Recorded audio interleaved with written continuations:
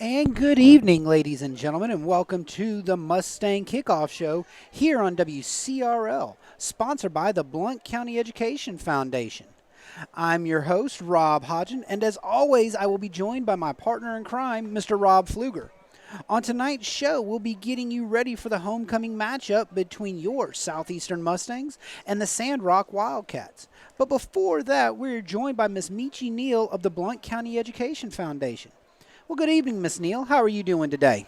Well, I'm doing great. We appreciate the opportunity to be here tonight, and let's just kick this off with a great big Go Mustangs! Outstanding. Thank you, ma'am, and go Mustangs. Well, Miss Neel, you've got a big week coming up for the Education Foundation. Can you tell us a little bit about what the Education Foundation does and what you have planned? Absolutely. The Blount County Education Foundation was began in 1998, and our mission is to promote academic excellence in Blount County schools. And so since that time, we've been doing projects that support academics in our school district, and particularly right here at Southeastern. We do classroom grants. We do a great summer learning program. We also sponsor the high school ambassadors. We sponsor the spelling bee, the scholars bowl, the math tournament, the visual arts exhibition, and lots of other things along the way. And coming up next Thursday is our big day. It's our annual radiothon. It's our 22nd annual radiothon, and we'll be on the air on WCRL, of course, 95.3 and 94.7, WCRL app, or WCRLradio.com all day long, 8 to 5, for people to hear about our projects and the work in the schools and to call in their pledges and donations. Well, Miss Neel, I am a huge supporter of the grants the Education Foundation offers. I've been lucky enough to win a grant the last 2 years, and it has helped me, my students, and the school in many ways.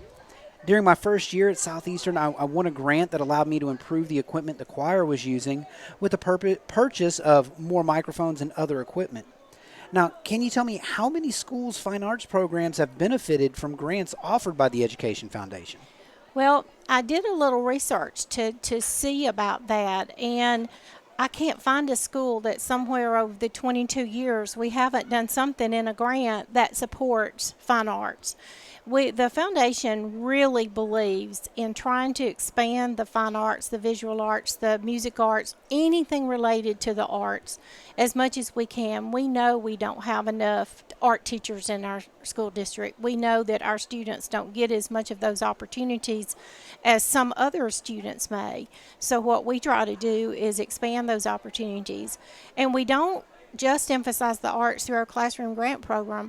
Our summer program always includes lots of art activities so that students have the opportunity to develop those interests and talents and see where that talent could lead them. And then we love the annual visual arts exhibition, and we have had so many beautiful pieces of art submitted by Southeastern students. Well, now, in my second year, I won a grant for use with my science and writing class. That grant allowed me to increase the technology my students had access to, as well as improve their ability to take lessons learned inside the classroom outside. So what other things has the Education Foundation been able to help our Blount County teachers achieve through these grants? Well, it is a huge and varied list, so I'm just going to tell you a few. Okay. So, in the past few years, we've seen lots of math manipulative center supplies for elementary students, things that help you have high student engagement. Of course, you wanted technology, so did a lot of other teachers want technology. I have heard from grant winners and principals over the past 3 or 4 weeks about how helpful those technology pieces are being right now. We don't just up and say, well, let's buy technology. We buy what the teachers need ask for in their grants. Mm-hmm. And so technology has been a big thing. And then we also, in the last few years, alternate seating for the classroom has become big. It's a little disappointing right now. Some of the teachers have to put those aside, but you'll go in a classroom and instead of a desk, you might see tables and chairs, or you might even see kids sitting on these huge balls where they're bouncing up and down and using up some of that energy. So that's been really interesting. And then reading support has been a biggie as well. Well, and just from personal experience, the tech that you guys have helped provide have made this year a lot easier. And the reading support, the kids missed so much school last year with, schools getting put virtual very early in the year. And this year coming back in, so that reading support definitely helps. Well, and we want to be academically supportive of what it is that our students need and what it is that teachers need to support those students. But sometimes we do things that are a little kind of out kilter. We help pass out meals when the schools closed in March. I went to several schools and helped pass those out for parents. And we helped get some grants to have community food bank activities. So we kind of branched out a little bit this year, but we're ready to roll with our classroom grant program.